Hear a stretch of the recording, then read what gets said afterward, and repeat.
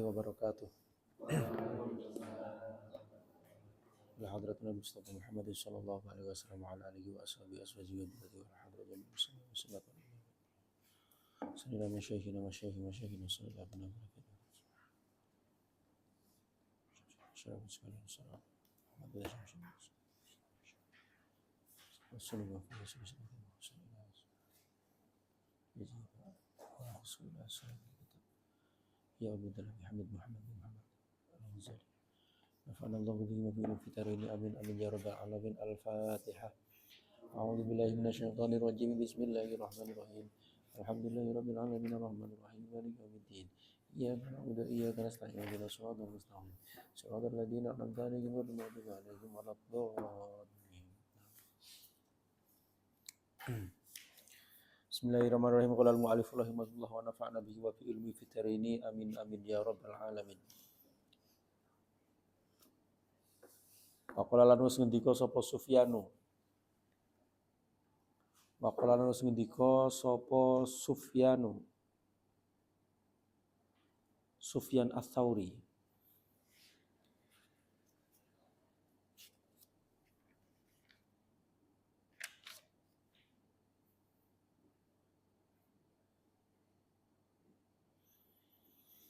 Yahtifu ngomong utawa nyuwara apa al ilmu bil amali kelawan amal. Yahtifu nyuwara utawa ngomong apa al ilmu bil amali kelawan amal.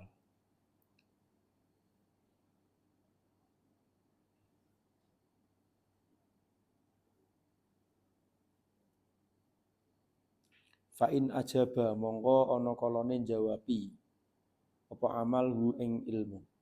Fa in ajaba mongko ana kalane jawabi apa amal hu ing ilmu wa ila lamun ora irtahala mongko lunga sapa apa ilmu. Irtahala mongko lunga apa ilmu.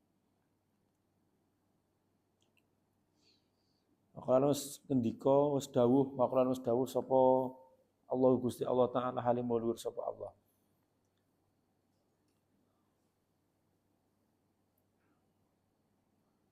Watslu alaihim naba alladzi atainahu ayatina fansalakha minha. Watlulan maca sapa sira. Watlulan maca sapa sira alaihim ing atase wong akeh. Naba ing berita agung. Naba ing berita agung alladzi ataina kang wis paring sapa ingsun hu ing alladzi atane kang wis paring sapa ingsun hu ing alladzi ayatina ing pira-pira ayat kita.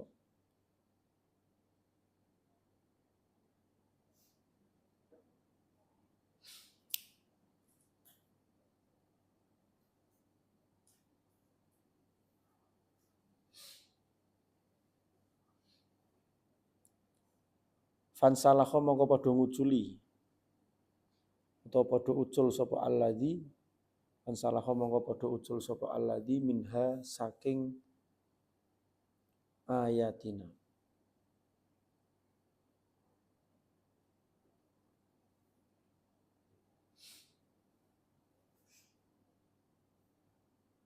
Minha saking ayatina. Wa ulamaul akhirati lan utawi ulama akhirat. Wa ulamaul akhirati lan utawi ulama akhirat. Hum hiya ulamaul akhirah. Hum hiya ulamaul akhirah iku alladzina wong akeh. Iku alladzina wong akeh layak kuluna kang ora padha mangan sapa alladzina kang ora padha mangan sapa alladzina ad-dunya ing donya bidini kelawan agama. Ad-dunya ing donya bidini kelawan agama. Walaya bi'una lan ora padha adol sapa alladzina. Walaya bi'una lan ora padha adol sapa alladzina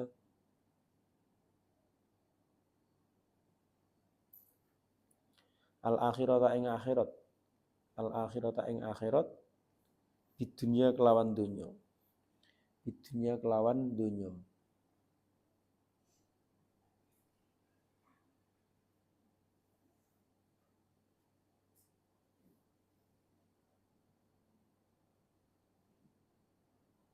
Lama alimu semangsane ngerti sapa alladzina. Lama alimu semangsane ngerti sapa alladzina min izzil akhirati saking mulyane akhirat. Saking mulyane akhirat.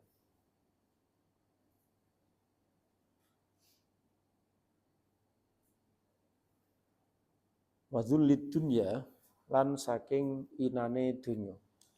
Wa dzullit dunya lan saking inane dunya. Waman lan utawa sapa wonge iku lam ya'lam.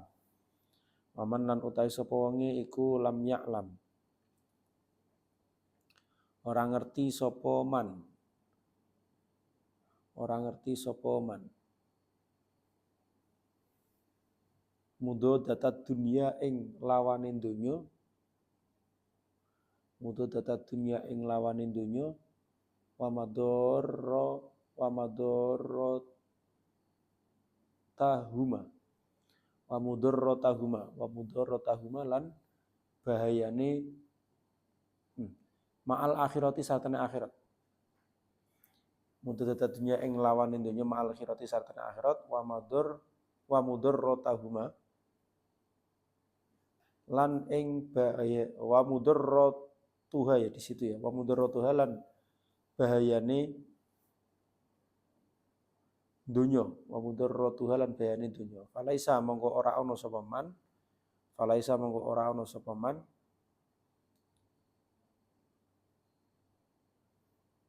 Ora ana iku minal ulama'i setengah saking ulama. Iku minal ulama'i setengah saking ulama.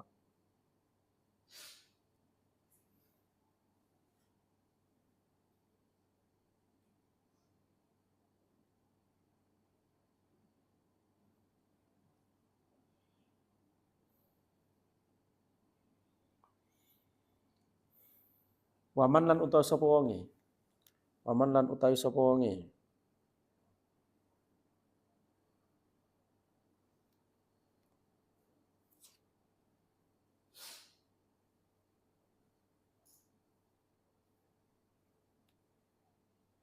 Iku angkara ingkar sapa man.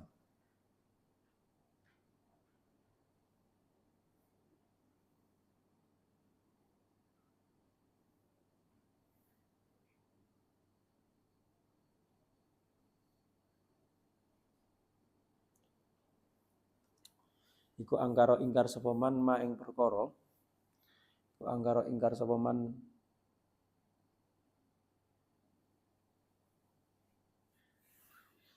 wa manusa iku akaro ingkar sapa man dalika ing mengkono-mengkono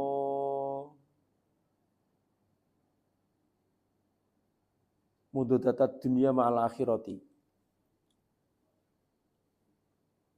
Wa manusa iku angkara ingkar sapa man dalika ing mengkono-mengkono mudadat dunya ma'al akhirati wa mudarrataha falaisa minal ulama wa mudarrataha faqat angkara mongko teman-teman ingkar sapa man. Aman lan utawa sapa iku angkara ingkar sapa man dalika ing mengkono-mengkono mudadat dunya ma'al akhirati wa mudarrataha faqat angkara mongko teman-teman ingkar sapa man ma ing perkara dalakang nuduhake alaihi ing atase ma apa sing nuduhake Al-Qur'anu Al-Qur'an. Apa Al-Qur'anu Al-Qur'an wal akhbaru lan pira-pira hadis. Wal akhbaru lan pira-pira hadis. Wa jami'ul kutubi lan sekabehane pira-pira kitab. Wa jami'ul kutubi lan sebagai sekabehane pira-pira kitab al-munazzalati kang den turunake. Al-munazzalati kang wis den turunake. Wa qaulu jami'il anbiya'i lan dawuhe sekabehane pira-pira nabi. Wa qaulu jami'il anbiya'i lan dawuhe sekabehane pira-pira nabi. Waman lan utahe sapa wonge. Waman lan utahe sapa wonge iku alima ngerti sapa man dalika ing mengkono-mengkono izil akhirah wa dzulid dunya wa man lan uta sapa iku alima ngerti sapa man dalika ing mengkono-mengkono izil akhirah wa dzulid dunya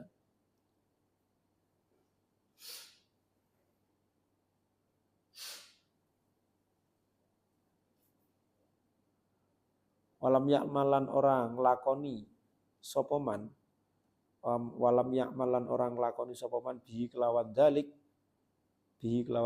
fahuwa monggo utawi man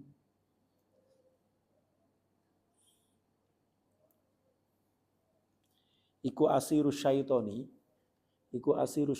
dadi tawanane setan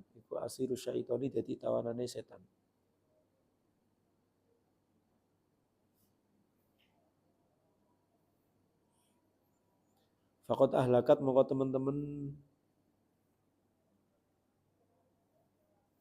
gawe rusak. Fakot ahlakat mongko teman-teman gawe rusak. Hu ing man apa syahwatuhu syahwate man.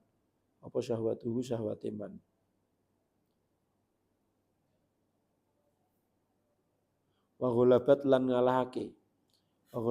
ngalahake alaihi ing atase man apa syakwatuhu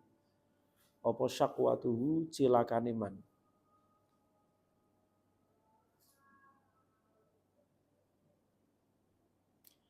Waman lan utus sapa wonge iku iktada manut sapa man. Waman lan utai sapa wonge iku iktada manut sapa man bihi kelawan man alima dalika ila akhirih. Bihi kelawan man alima dalika. Halaka mongko rusak sapa man.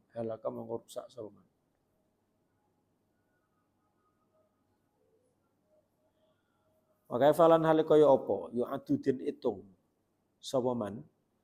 Wakai falan hale kaya apa yu adudin wilang utawa den itung sapa man min hisbil ulama saking golongane ulama.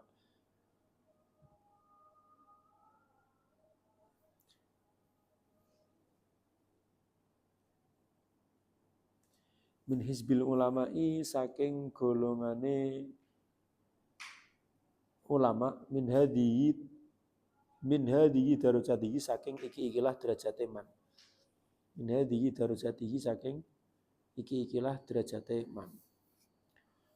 Ini yang dinamakan dengan ini dikatakan oleh Sufyan Ats-Tsauri. Yang dimaksud Sufyan di sini itu adalah Sufyan Ats-Tsauri itu. Beliau mengatakan yahtifu al-ilmu bil amali. Jadi ilmu itu senantiasa memanggil amal. Ketika amal itu menjawabnya dalam artian mengindahkan panggilan dari ilmu, maka ilmu itu akan tetap berada di situ. Tapi kalau amal itu tidak menjawabnya, maka ilmu itu akan hilang, ya, akan pergi. Maka ketika kalian misalkan, maka kenapa guru-guru terus kemudian para pengajar itu mereka itu seakan-akan apa yang dia pelajari dulu waktu kecil itu masih ingat, ya karena diamalkan, digunakan untuk mengajar atau diamalkan. Sama seperti gampangannya, contoh yang paling mudah itu.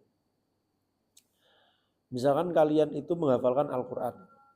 Nah, kalian hafal Al-Quran itu kan punya ilmu kalian, yaitu punya hafalan Al-Quran. Kalau diamalkan, artinya dimudarosah, diderus itu kan nggak bakalan hilang.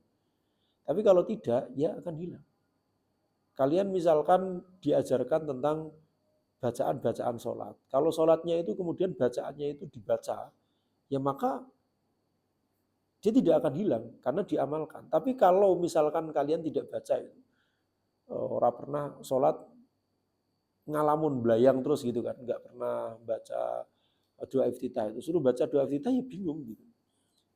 Itu contoh mudahnya seperti itu. Semua ilmu itu kalau tidak diamalkan maka ilmu itu akan pergi dengan sendirinya, tidak akan membekas pada diri kita. Itu sebagaimana yang disampaikan oleh Allah, watslu alaihim naba'alladzi atainahu ayatina fansalakha minha. Yang kata Allah itu, bacakanlah wahai Nabi Muhammad kepada mereka, pada orang-orang itu tentang berita yang telah aku anugerahkan. Naba'alladzi atainahu ayatina, dari ayatku fansalakha, maka mereka melepaskan diri minha dari ayatina. Jadi kalau mereka itu tidak mengindahkan, tidak mengamalkan apa yang disampaikan oleh Allah, maka ilmu-ilmu itu, tanda-tanda itu, ayat-ayatnya Allah itu, kabar-kabar itu akan hilang dengan begitu begitu saja itu. Jadi itulah antara ilmu dan juga amal itu. Jadi kalau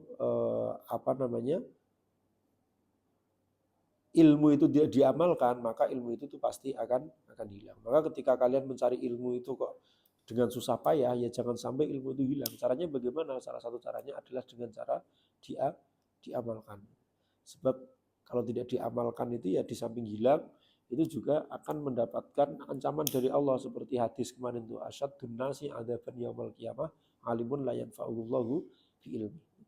Itu tidak bermanfaat ilmunya, maka diancam akan mendapatkan siksa yang paling berat itu. Nah itu, maka harus senantiasa ilmu itu diamalkan supaya tidak hilang. Kemudian ciri-ciri dari ulama akhirat itu. Siapa ulama akhirat itu? Di dalam sini dikatakan ulama ul akhirati hum alladzina la ya'kuluna dunya bidin. Ulama-ulama akhirat itu adalah mereka yang tidak pernah mencari makan dengan menggunakan agama. La ya'kulud dunya bidin, artinya tidak makan makanan-makanan dunia dengan agama. Wala yabi'unal akhirah bidunya, dan tidak menjual akhirat dengan dunia itu. Ini adalah ulama-ulama akhirat tuh kayak gitu tuh. Jadi mereka tidak mengharapkan apapun, tidak mengharapkan imbalan apapun, tidak mengharapkan mendapatkan bayaran dari apa yang dia kerjakan.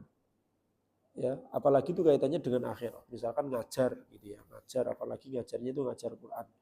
Maka tidak boleh itu ngajar Quran kemudian di manajemen misalkan gitu ya. Kalau ngundang ngaji saya itu lewat manajemennya nanti ngundang ngaji satu juznya itu sekian juta misalkan. Jadi kalau suruh hataman 30 juz maka sekian puluh juta misalkan. Nah ini bukan ciri-ciri ulama akhirat. Kalau ulama akhirat itu yes, pokoknya diundang kalau misalkan ada waktu dan bisa, badannya sehat, ya datangin saja. Masalah nanti dapat bisaroh berapa dan yang lainnya, jangan mengharapkan dikasih bisaroh banyak ya alhamdulillah. Kalau misalkan nggak dikasih ya alhamdulillah. Karena itu kewajiban kita untuk menolong orang. Nah, ulama-ulama yang cirinya ulama akhirat itu kayak gitu. Mereka tidak pernah menggadaikan akhirat mereka dengan dunia. La ya'kuluna dunya bidin wa la yabi'unal akhirah bidin. Tidak pernah menjual akhiratnya itu ditukar dengan agama. Nah, itu kalian bisa menganalisis sendiri lah. Banyak sekarang itu di era sekarang itu yang semuanya itu ya mereka bilangnya saya berdakwah, saya menyampaikan ajaran-ajaran Islam, saya ingin memperbaiki masyarakat dengan ceramah saya dan juga yang lain. Tapi kenyataannya mereka punya manajemen dan mereka sudah menarif itu. Ini dipertanyakan, meskipun dengan berbagai macam alasan, saya harus menghidupi manajemen saya dan juga yang lainnya. Enggak, kiai-kiai dulu enggak pakai manajemen, hidup-hidup saja gitu. Hidup-hidup saja. Kadang malah kalau sudah dibentuk manajemen seperti kasusnya misalkan kemarin yang viral itu, siapa namanya, supirnya Gus Kausar atau siapa itu ya, yang dia juga menerima job-job kayak gitu, ternyata dia minta lebih, padahal Gus Kausar nggak pernah menarifkan. Kalau misalkan diundang ya kalau misalkan ada waktu, beliau sehat, pas kebetulan nggak ada acara, beliau ya insya Allah bisa datang.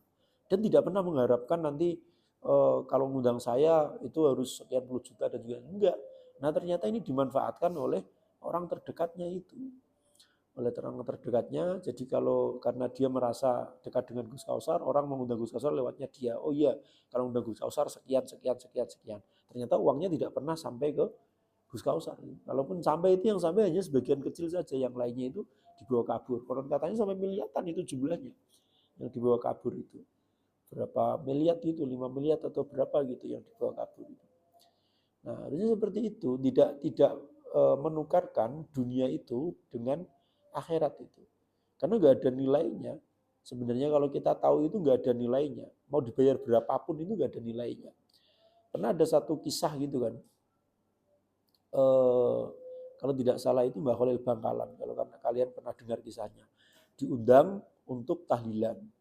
Kemudian Mbah Khalil tahlilan itu cuma membaca kalimat la ilaha illallah 1 kali itu.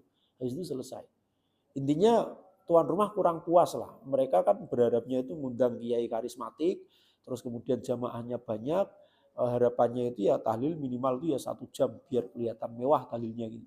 Tapi Mbah Khalil itu enggak seperti harapan dari apa namanya itu dari tuan rumahnya itu. Sehingga ya singkat cerita orang-orang yang sahibul bandnya itu protes. Yai kok tahlilnya cuma sebentar saja. Kan saya sudah motong sapi dan gitu. Jadi ceritanya dia tuh mewah, potong sapi gitu untuk mengundang tahlilan. Terus kemudian sama Mbah Khalil itu ceritanya itu. Oh gitu ya, kamu anggap tahlilan yang sebentar itu tidak sebanding dengan sapi yang kamu potong. Kemudian Mbah Khalil itu ngambil kayak semacam timbangan neraca yang sebelah itu dimuatin sapi, terus kemudian yang sebelah itu dimuatin daun yang ditiupkan kalimat tahlil di situ, la ilaha illallah. Ditaruh 1 kali saja itu. Itu jauh lebih berat daripada sapinya itu. Jadi lebih berat pohonnya yang hanya ditiupkan 1 kalimat tahlil itu. Itu menunjukkan sebenarnya apa yang kita baca, ilmu yang kita miliki kaitannya dengan akhirat itu enggak ada bandingannya sama sekali dengan benda-benda yang ada di dunia ini. Kalau kita ikhlas itu, maka tidak tepat gitu ya ketika kita menggadaikan akhirat kita itu dengan dunia itu. Karena urung siap menjadi pemuka agama, kalau belum siap untuk benar-benar bisa menata hati secara ikhlas itu malah kita akan mendapatkan kerugian. Ya, kalian misalkan menukar ilmu kalian itu karena pandai ceramah, pandai ngaji, terus kemudian disuruh ngaji, disuruh ceramah kemana-mana, kalian menentukan tarif saya kalau diundang sekian, 2 juta misalkan setiap kali undangan itu. Nah itu, terus jadikan sebagai pekerjaan gitu kan. Ya. Itu nanti jangan-jangan ketika kalian itu meninggal, terus ketemu sama Allah itu ya di akhirat itu, tidak seperti harapan kalian. Harapan kalian itu kan, saya sudah ceramah sampai kemana-mana, jamaah saya ribuan, saya populer, saya viral, terkenal di mana-mana gitu kan. Orang ketika ketemu saya menghormati. Ternyata ketika di akhirat itu tidak mendapatkan imbalan yang sesuai atau setimpal dengan apa yang kalian harapkan. Dengan kepopuleran kalian, dengan keterkenalan kalian itu sampai dikenal oleh siapapun dimanapun itu gitu kan, viral. Ternyata di akhirat, loh kok tempat saya di sini ya Allah, kenapa? Ya karena apa yang kamu miliki itu sudah kamu tukar dengan apa yang kamu minta di dunia itu. Sudah ditukar dengan uang tarif 2 juta setiap tampil, atau 5 juta, atau bahkan yang sampai puluhan juta dan juga yang lainnya. Bisa jadi nanti di akhirat itu mereka sudah tidak akan menerima itu karena sudah menerima kenikmatan-kenikmatan itu. Makanya ada satu ajaran klasik gitu ya. Ning donya iki lah berlebih-lebihan. Karena apa? Karena kenikmatan dunia itu akan mengurangi kenikmatan akhirat. Artinya ketika di dunia kita itu kaya raya, maka di akhirat kita itu tidak akan sekaya orang-orang yang mungkin diuji dengan kemiskinan. Maka ketika tahu kayak gitu tuh, ulama akhirat itu tahu, para sufi itu tahu tuh, maka mereka akan mencontoh Rasulullah. Rasulullah itu sebenarnya punya pilihan untuk hidup kaya raya, tapi apakah Rasulullah hidup dengan bergelimang harta? Enggak. Justru Rasulullah mau minta apapun sama Allah itu pasti diturutin. Ya, pasti diturutin. Mau minta emas sebesar gunung, mau minta menjadi raja seluruh raja itu ya bisa. Sebenarnya hidup dengan kaya itu bisa, tapi Rasulullah itu memilih hidup secara miskin. Bahkan doanya itu yang populer itu kan, wahsyurni ma'a zumara'il fuqara, kumpulkan aku bersama golongan orang-orang yang miskin. Itu Rasulullah. Kenapa Rasulullah kok sampai memilih seperti itu? Karena Rasulullah tahu apa yang didapatkan di dunia, di samping kemudian tentunya untuk kita ikuti ya menjadi ajaran. Kalau kemudian Rasulullah hidup bermewah-mewah, hedonis itu ya, sekarang orang akan hidup hedon semua manusia itu. Tapi karena Rasulullah itu satu sebagai panutan, yang kedua Rasulullah itu tahu persis bahwasanya apa yang dirasakan di dunia itu tidak ada apa-apanya. Kenikmatan di dunia, senikmat apapun itu tidak ada bandingannya jika dibandingkan dengan di akhirat nanti itu. Maka Rasulullah memilih hidup yang biasa-biasa saja di dunia, tapi di akhirat nanti hidup dengan cara yang luar biasa kan kayak gitu. Nah ini tanda-tanda ulama akhirat itu. Jadi ketika mereka tahu kemuliaan dunia, kemuliaan akhirat dan hinanya dunia. Kenapa mereka para ulama itu tidak mau menggantikan atau memakan dunia dengan memakan dunia dengan imbalan akhirat, terus kemudian tidak mau menjual atau menggadaikan akhiratnya dengan dunia itu, karena mereka tahu, beliau-beliau itu tahu begitu mulianya akhirat itu dan begitu hinanya dunia. Artinya senikmat apapun di dunia ini itu tidak ada bandingannya ketika di akhirat nanti itu. Luar biasa kenikmatannya itu. Di dalam salah satu keterangan itu ya, Nabi Musa itu, apalagi ketika nanti kita itu bertemu dan melihat zatnya Allah itu.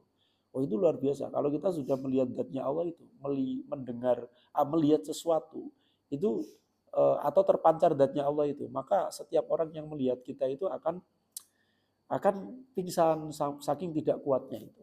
Saking tidak kuatnya. Dan kalau sudah mendengar kalamnya Allah itu, seperti Nabi Musa itu, maka mendengar kalam orang itu seperti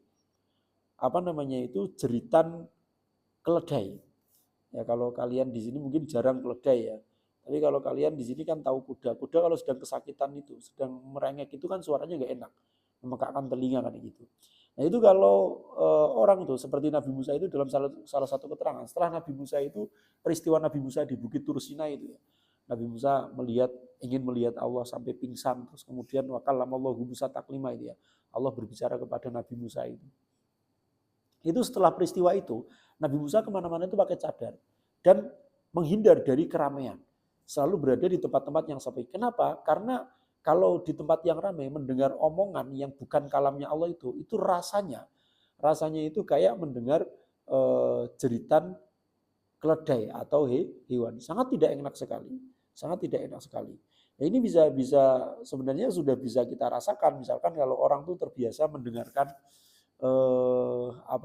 murotal, terbiasa mendengarkan ngaji itu.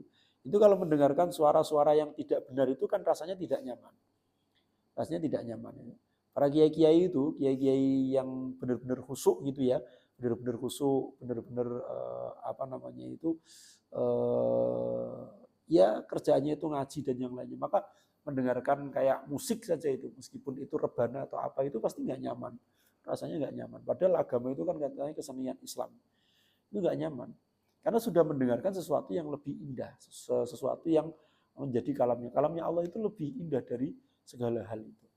Nah, itu orang-orang yang tahu kayak gitu itu pasti mereka tidak akan mau menggadaikan akhiratnya digantikan dengan dunia. Nah, ciri-ciri ulama akhirat itu kayak gitu. Mereka paham betul bahwasanya dunia ini adalah sesuatu tempat yang hina dan tempat yang mulia itu adalah di akhirat nanti. Maka mereka tidak akan rela menggadaikan akhirat mereka diganti dengan dunia itu.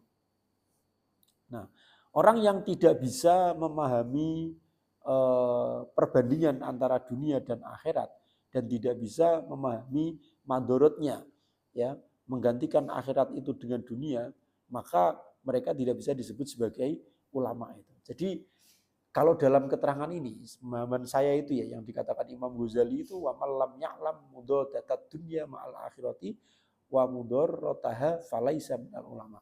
Orang yang tidak bisa memahami bahwasanya dunia itu adalah sesuatu yang hina dan akhirat itu sesuatu yang mulia dan mereka tidak bisa memahami madorotnya dunia, maka tidak bisa dikatakan sebagai ulama.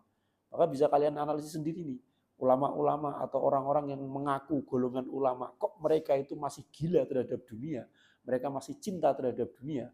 Maka kata Imam Ghazali, falaisa minal ulama itu. Mereka tidak bisa disebut sebagai ulama. Lah itulah yang disebut sebagai ulama dunia. Yaitu mereka di dunia diakui oleh orang-orang itu sebagai ulama, tapi di akhirat mereka tidak akan pernah diakui sebagai ulama. Kenapa? Ya karena mereka tidak bisa tidak bisa memahami bahwasanya dunia dan akhirat itu sesuatu yang sangat berbeda. Kalau dunia itu adalah sesuatu yang indah dan akhirat itu sesuatu yang mulia, sehingga mereka itu masih memiliki kecintaan terhadap dunia, masih memiliki kesenangan terhadap dunia, bahkan kesenangannya itu melebihi rata-rata orang ya, suka koleksi barang-barang mewah, apa-apanya harus serba mewah dan juga yang lainnya. Nah ini adalah orang-orang yang ya itu tadi tidak disebut sebagai ulama itu. Coba itu saya kalau sekarang itu saya sering mencontohkannya itu Gus Ba katakanlah itu. Kalau yang lainnya itu ya masih perlu dipertanyakan. Mungkin kita masih perlu kenalan ya dengan mereka itu. Apakah mereka itu punya alasan mereka memakai pakaian-pakaian yang mewah, mereka hidup secara mewah, mereka punya mobil-mobil yang bagus dan yang lainnya. Gus Ba itu seviral itu, sengalim itu, sepandai itu. Kalau kalian lihat penampilannya di YouTube kan gitu-gitu aja. Bajunya juga gitu-gitu aja, pecinya itu juga yang gitu aja, kadang yo mandan-mandan roto abang dan juga yang lainnya gitu. Tapi ya itu tidak mengurangi kewibawaan beliau. Katanya orang itu harus penampilan itu harus dijaga supaya ketika yaitu ilmunya orang barat kan kayak gitu tuh. Ilmunya orang barat kan kayak gitu. Tapi semua itu punya alasan, semua punya alasan. Termasuk kiai saya itu, saya sering ceritakan kiainya Gus Safa itu, guru Al-Qur'annya Gus Safa itu, Mbah Kiai Haji Dhofir Syafi'i itu. Dulu tuh seingat saya itu kalau eh, tapi ya tidak harus mewah tidak, tapi harus berpakaian secara sopan, secara rapi. Jangan sampai misalkan terutama yang menghafal Al-Qur'an tuh. Jangan sampai penghafal Al-Qur'an atau hamilul Qur'an itu kok pakai sarung tio ngeper, pakai baju itu enggak disetrika dan juga yang pokoknya harus rapi, harus kelihatan rapi. Bukan untuk gaya-gayaan, bukan untuk pamer-pameran tidak, tapi untuk menghormati apa yang dia bawa. Dia itu membawa Al-Qur'an. Semua orang tuh tahu kalau dia itu adalah Al-Qur'an. Kok kemudian berpakaiannya itu tidak ini kan akhirnya kan ono sing ngrasani wong hafal Quran kok kayak ngono apa kayak ngono akhirnya kan kayak gitu itu sehingga perlu ada apa namanya penampilan bukan untuk pamer bukan untuk apa tidak makanya Pak Yai itu terkenal meskipun beliau itu sepuh dan juga yang lain tapi selalu berpakaian rapi dan selalu ya kalau Pak Yai sih karena sering dapat ini ya dari santri-santrinya kalau khataman apa itu sarungnya itu pasti sarung bermerek ya minimal BHS lah kayak gitu ya. BHS Kecubung dan yang lainnya sarung-sarung murah tuh kayaknya nggak pernah pakai itu bukan karena pengen pamer atau apa tidak tapi alasan beliau adalah untuk menghormati apa yang beliau bawa karena beliau itu membawa Al-Quran maka beliau itu harus berpenampilan seperti yang diajarkan Al-Quran minimal rapi bersih itu Pak Yai terkenal kayak gitu dan sangat perhatian terhadap penampilan tuh kalian ngaji kukunya panjang laki-laki itu sudah nggak boleh ngaji besok lagi ngaji dipotong dulu ngaji kok rambutnya kelihatan tuh misalkan pecinya dimundurkan tuh kayak Gus Ba itu ya itu Pak Yai itu sangat-sangat ini nggak boleh ngaji pecinya ditata dulu bajunya kok dilipat ya suruh mundur gitu saking perhatiannya terhadap saking menjaga adabnya terhadap Al-Quran itu alasannya kalau alasan seperti itu masih bisa dibenarkan tapi kalau alasannya itu misalkan kayak yang disampaikan penampilan itu penting kayak Hotman Paris itu kenapa bang penampilan itu harus Hotman Paris itu kan terkenal pengacara 1 miliar itu karena gajinya dia kalau berkasus dengan dia itu harus bayar sekian itu 1 miliar terus dari ujung kepala sampai ujung kaki itu nilainya bisa sampai 1 miliar. Satu cincinnya Hutman itu nilainya ratusan juta. Ya kalau satu cincinnya itu nilainya 300 juta atau 200 juta, dia pakai itu biasanya 3 sampai 4. Bisa kalian bayangkan berapa? Hampir 1 miliar kan. Setelan jasnya itu termurahnya itu 300 juta, sepatunya itu sekitar 200-an juta, kacamatanya itu dia bilang ini murah ini berapa kacamata itu puluhan juta nilainya hampir 100 juta. Jadi kalau di total semuanya itu beri 1 miliar. Makanya dulu pernah viral namanya dia itu 1 miliar. Nah itu katanya untuk menggertak apa namanya itu pertama untuk meyakinkan kliennya kalau dia adalah orang berkualitas dilihat dari penampilannya. Yang kedua itu untuk mengedonkan untuk apa ya untuk apa menyerang mental dari lawannya. Ketika dia meeting dengan lawannya itu ketika dia tunjukkan cincinnya itu kan oh berarti orang kaya. Orang kaya ini berarti sukses dan juga yang lainnya itu. Nah, kalau nyatanya seperti itu masih bisa diperdebatkan itu. Benar nggak Islam itu mengajarkan kayak gitu? Apakah harus seperti itu gitu loh? Harus yang sebegitu mewahnya artinya Gus ketika keluar itu harus semuanya itu serba mewah. Bahkan rokoknya itu juga harus mewah kayak gitu atau harus seperti itu atau bagaimana gitu. Nah kalau keterangan di sini itu kan tidak harus hal-hal yang semacam itu tidak harus. Karena bermewah-mewahan itu bagian dari hubud dunia itu tadi itu. Kalau alasannya itu tidak jelas. Kalau alasannya apalagi alasannya itu untuk pamer itu untuk riak itu wah itu jelas hukumnya itu sangat jelas sekali. Nah ini, ya memang susah. Ngaji tasawuf itu seakan-akan semua orang itu salah gitu kan. Ya sebenarnya kita belajar tidak untuk menyalahkan orang, tapi kita belajar untuk memperbaiki diri kita sendiri. Nah, tapi minimal kita jadi tahu, kita bukan menyalahkan mereka. Monggo kalau mereka tuh punya alasan, saya itu sebagai penceramah harus tampil seperti ini. Supaya ceramah saya tuh yakin, karena dalam retorika itu juga background itu menjadi satu satu hal yang menentukan apakah omongan kita itu dipercaya atau tidak itu. Kan seperti itu kalau dalam retorikanya Aristoteles kan ada 3 itu, pathos, logos, ethos kan kayak gitu. Itu kan harus dipenuhi semua itu. Kalau logos itu tentang keilmuan ya. Background keilmuan kadang perlu dipamerkan. Makanya kenapa penceramah-penceramah itu terkadang ngomong elek-elek ini aku mondok 10 tahun. Elek-elek ini aku ya keluaran Lirboyo dan juga yang lain. Itu dalam artian apa? Bukan niat untuk sombong, itulah teknik logos itu. Di mana dia itu memamerkan keilmuannya, bahwasanya dia itu layak untuk berbicara seperti ini itu. Nah, kalau pathos itu ya konsep berbicara dengan menyentuh hati itu, sering bercerita. Coba kamu ingat ibumu yang sekarang itu ada di rumah sedang sakit, orang tuamu itu sudah mulai sakit-sakitan tapi masih bekerja keras supaya kalian tetap bisa belajar, bisa mondok. Lalu lah ini ini pathos ini. Jadi berbicara dengan menyinggung perasaan. Kalau ethos itu adalah menunjukkan bahwasanya kita punya background yang bagus. Ya kayak tadi misalkan, tadi itu kalau yang pondok-pondok itu ethos itu. Kalau logos itu ya berbicara soal ilmu. Di dalam Al-Quran dikatakan, di hadis dikatakan. Nah itu ilmiah lah bahasanya itu. Ceramahnya itu ilmiah, itu logos itu. Nah kalau ethos itu menunjukkan background kita. Oh saya itu lulusan sini, saya lulusan sini, saya lulusan ini. Itu ethos. Nah termasuk menunjukkan apa yang dia pakai itu. Kalau niku mobil tinggi dia gadah, enten di kolimo, tapi betul nanti tinggola. Kayak gini gitu kan. Apalagi di budayanya orang Indonesia itu ya. Orang Indonesia itu kalau kita sudah bisa membuktikan kalau kita itu mampu secara ekonomi itu, maka apapun omongan kita itu akan dipercayai. Coba itu ngendikane Mbah Anwar Zahid itu ya. Orang miskin itu kalau rapat itu ngomong ide apapun itu pasti ditolak. Pasti ditolak.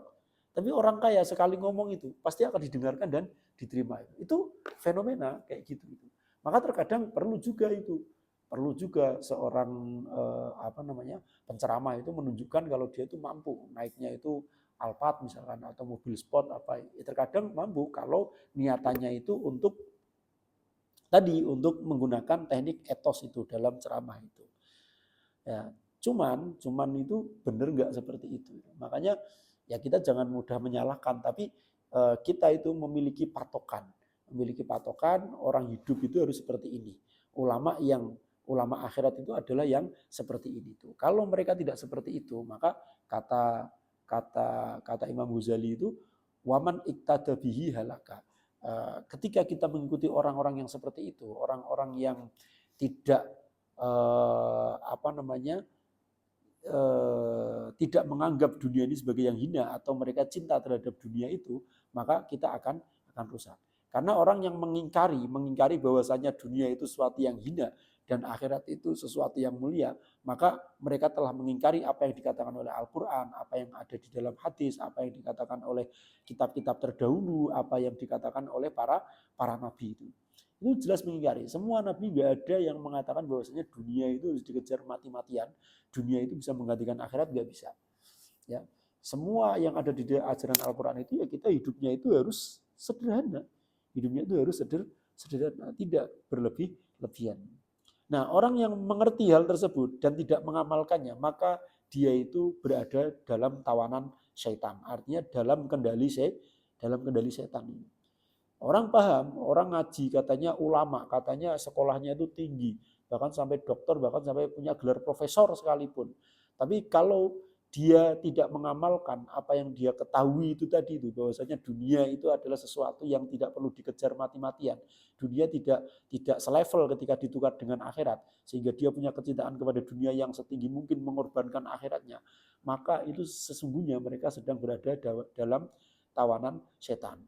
Dan syahwatnya telah mengalahkan dirinya. Dan bahaya, cilaka akan menimpa dirinya. Maka siapapun yang mengikuti ulama-ulama yang model seperti itu, halaka, orang tersebut akan mengalami kerusakan atau bahkan sudah mengalami kerusakan. Kok kamu itu kok menghormati ulama karena kekayaannya, karena kehebatan dunianya, maka kamu itu sungguh-sungguh sudah rusak. Di dalam hadis dikatakan man tawaddu'a li ghaniyin lihinahu faqad dhaba sulusa dinihi.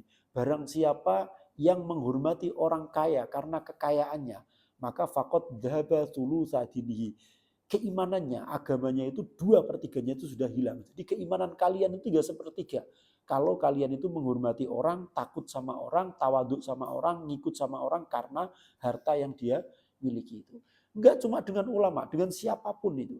Makanya dengan orang kaya itu jangan terlalu munduk-munduk. Yang munduk-munduk itu jangan karena kekayaannya, tapi mungkin di samping dia kaya, dia orang pintar. Di samping kaya, dia orang tua. Di samping kaya, dia itu tokoh masyarakat, tokoh agama. Kita menghormati, takdim kepada beliau-beliau itu bukan karena hartanya, bukan karena kepemilikannya yang banyak itu, tapi kita menghormati itu karena akhlaknya, karena perannya beliau, karena usianya beliau dan yang lain itu nggak apa-apa. Tapi kalau kita menghormati orang itu kok karena kekayaannya, ya ini dalam hadis dikatakan daba sulu sadidi, 2/3 dari agamanya itu adalah hilang. Nah, kalau kita mengikuti ulama-ulama yang seperti itu, yang mereka menjadi tawanan syaitan itu, yang suka menukarkan akhirat dengan dunia, suka menjual akhirat dengan harta dunia, itu kita halaka. Tidak hanya akan rusak, tapi kita itu sudah rusak. Kita kok menghormati mereka, kita mengikuti mereka saja itu kita sudah dianggap rusak dalam agama itu. Nah, bagaimana kemudian mereka itu bisa disebut golongan para ulama itu? Ya, nggak bisa disebut golongan ulama itu. Maka kata Imam Ghazali itu orang seperti itu tuh nggak layak disebut sebagai ulama. Wa kaifa yu'addu min hizbil ulama min hadhihi darajatihi.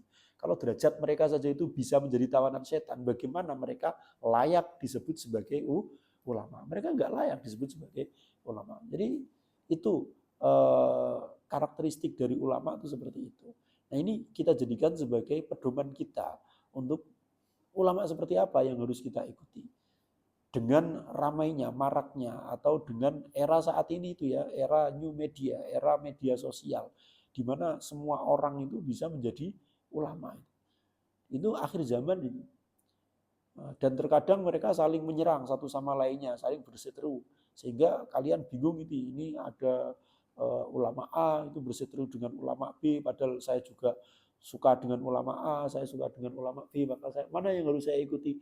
Yang kalian ikuti adalah ulama akhirat itu, ulama yang tidak pernah menukarkan dunia itu dengan akhirat itu. Itulah yang harus diikuti itu. Ya, itu sebagai pedoman itu. Maka kalau pilih guru, kalau ngaji, kalau pilih channel YouTube itu harus benar-benar teliti seorang santri itu. Jangan terus kemudian semua dibenarkan. Jangan terus karena dia terkenal seperti ini terus dibenarkan. Jangan hanya karena dia punya pondok terus kemudian semuanya itu benar. Enggak ada yang maksum. Enggak ada yang maksum. Yang maksum itu hanya Rasulullah itu. Rasulullah itu maksum, terjaga dari kesalahan. Tapi kalau selain Rasulullah itu, bahkan para sahabat pun itu ya masih memungkinkan ada kesalahan. Apalagi orang-orang di era saat ini masih mungkin ada kesalahan. Masih mungkin ada kesalahan. Maka harus teliti dalam memilih guru, harus teliti dalam memilih channel, harus teliti dalam ya terutama dalam urusan agama ngaji itu. Jangan mudah menganggap itu ulama karena pengikutnya banyak, ini sudah ditakdirkan oleh Allah pengikutnya banyak berarti lah. Firaun itu pengikutnya juga banyak gitu. Firaun itu pengikutnya juga banyak. Orang kafir Quraisy itu banyak nggak pengikutnya itu? Banyak gitu. Korun pengikutnya banyak nggak? Banyak. Gitu. Apakah terus itu menjadi indikator, menjadi menjadi tanda kalau dia itu diridhoi oleh Allah? Kan enggak juga. Enggak juga. Jadi bukan karena banyak pengikutnya terus kemudian itu dianggap indikator kalau dia itu benar, itu enggak bisa seperti itu. Apalagi sampai diridhoi Allah enggak.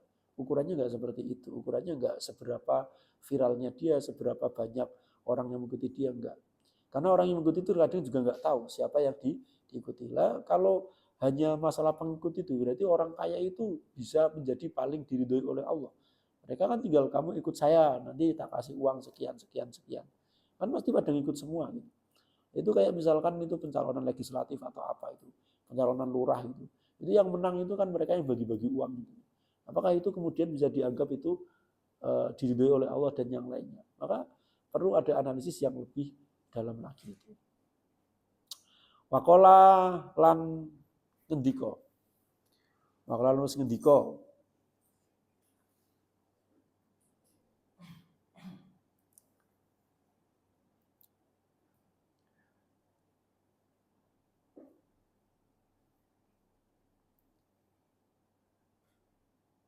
Wakola lan ngendika sapa Nabi Dawud fi munajati Dawuda ing dalem wakola lan ngendika apa ya wakola lan ngendika sapa Nabi Dawud fi munajati Dawuda ing dalem munajate Nabi Dawud. Wakola lan ngendika sapa Nabi Dawud fi munajati Dawuda ing dalem munajate Nabi Dawud. Munajat itu ya berbisik-bisik. Munajat itu najah itu kan berbisik-bisik. Ya artinya berdoa kepada Allah. Berdoa secara khusyuk memohon kepada Allah itu. Atadri ana ta ngerti sapa sira? Atadri ana ta ngerti sapa sira?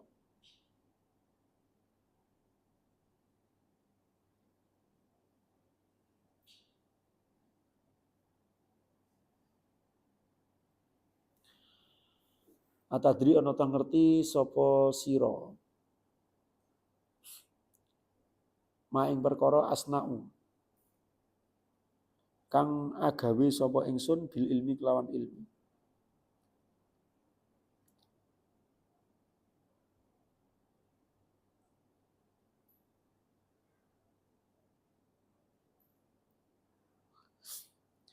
Atadri ana ta ngerti sapa sira maing apa asna'u agawe sapa ingsun bil ilmi kelawan ilmu. Ini berarti kolanya itu Allah itu. Wa qala lan wis dawuh sapa Gusti Allah.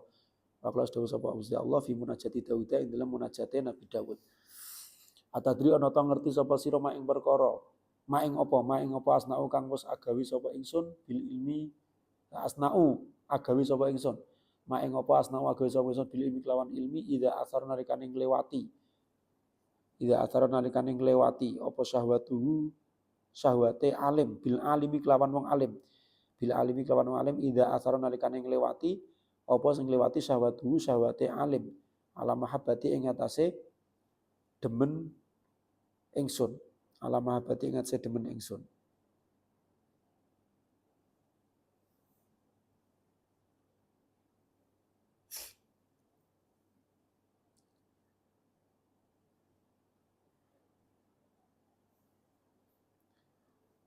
Anu harima ing arep yen to ngaromake sapa ingsun. Anu harima arep yen to ngaromake sapa ingsun. Hu ing alim ladidha munajati ing enake munajat maring ingsun. Ladidha munajati ing enake munajat maring ingsun. Ya Dawudai Nabi Dawud. Ya Dawudai Nabi Dawud la tas alana ojo takon temen sapa sira. La tas alana ojo takon temen sapa sira ani saking ingsun takon aliman ing wong alim. Aliman ing wong alim kot askarot kang temen-temen wus gawe mabuk. Kot askarot kang temen-temen wus gawe mabuk hu ing alim apa adunya donya.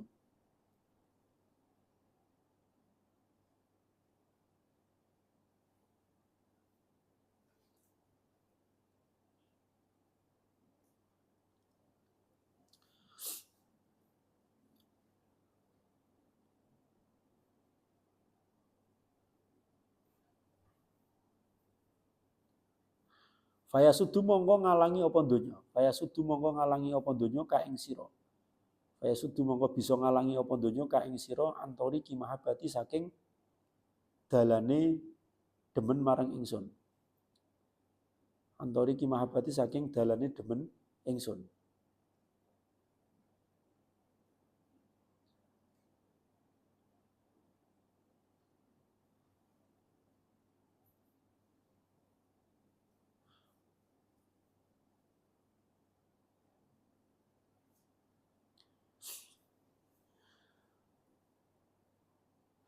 Itu fayasuddu mongko bisa ngalangi sapa ngalim saja, berinya ke ngalim saja. Jadi aliman qad askarothu ad-dunya. Fayasuddu mongko bisa ngalangi sapa ngalim ka ing sira antori kimabati saking dalan demen ingsun. Ulaika utawi mengkono-mengkono wong akeh, ulaika utawi mengkono-mengkono akeh iku kita utori ki ibadi. Iku kita utori ki ibadi perampoke kawula ingsun. Iku kita utori ki ibadi perampoke kawula ingsun. Ya Dawud idza ra'aita nalikane weruh sapa sira. Idza ra'aita nalikane weruh sapa sira taliban ing wong kang luru utawa murid utawa santri, taliban ing wong kang luru ilmu, fakun mongko ana sapa sira lahu kedue talib. Fakun mongko ana sapa sira lahu kedue talib ana iku khadiman wong kang ngladeni. Iku khadiman wong kang ngladeni.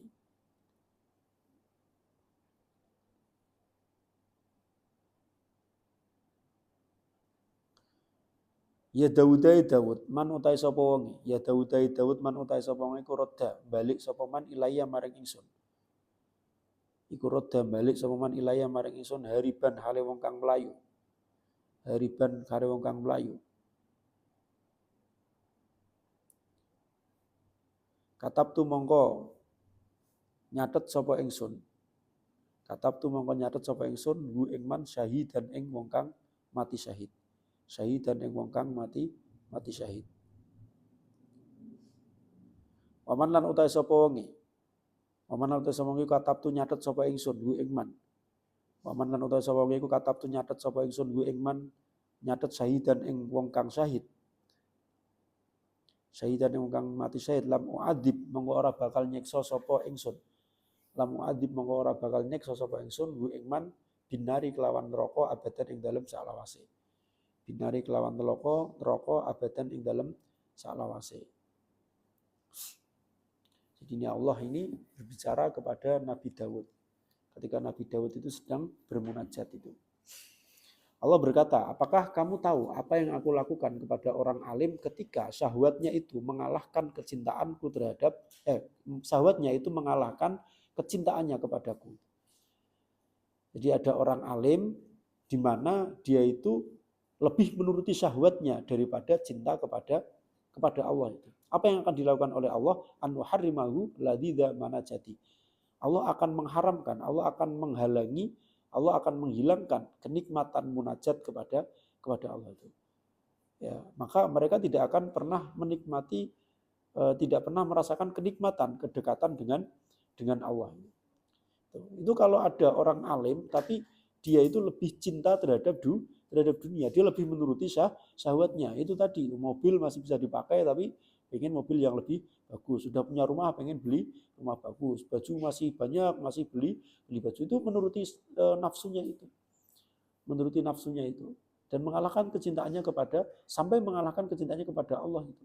Maka Allah akan mengharamkan bagi orang tersebut itu mendapatkan kenikmatan munajat kepada Allah, mendapatkan kenikmatan kedekatan kepada Allah itu.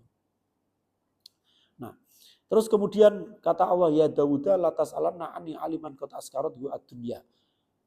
Jangan pernah menanyakan tentang orang alim yang dimabukkan dengan dunia. Jangan pernah menanyakan hal semacam itu kepadaku.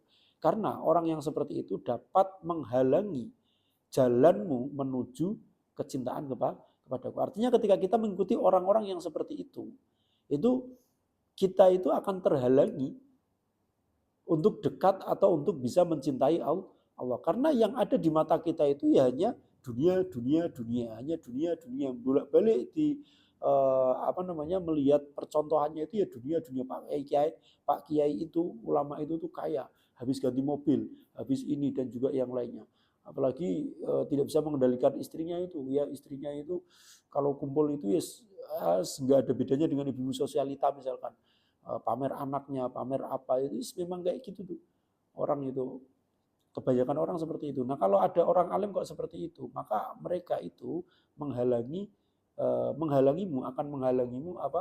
menuju kepada kecintaan kepadaku. Mereka bahkan diibaratkan itu, dianalogikan sebagai kita utoriki ibadi, perampok hambanya Allah. Sebenarnya mereka yang datang ke orang-orang seperti itu pengen dekat dengan Allah, tapi kemudian dirampok. Mereka menjadi salah jalan. Kita otorik itu kalau di dalam fikih itu, bab fikih kan ada kuto otorik itu, perampok, penyamun, orang yang begal dalan, kalau bahasa kitabnya tuh kayak gitu, begal dalan. Nah, orang-orang seperti itu tuh sama seperti perampok. Kenapa mereka dianggap sebagai perampok? Ya karena mereka itu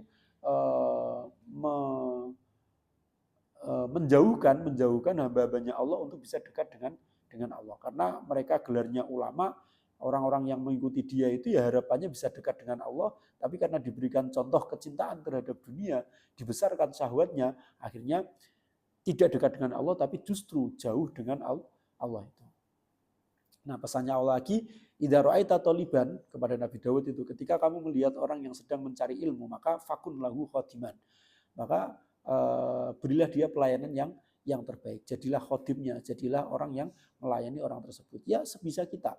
Kalau misalkan ada santri datang ke rumah atau mampir atau apapun itu, ya sebaik mungkin kita jamu itu.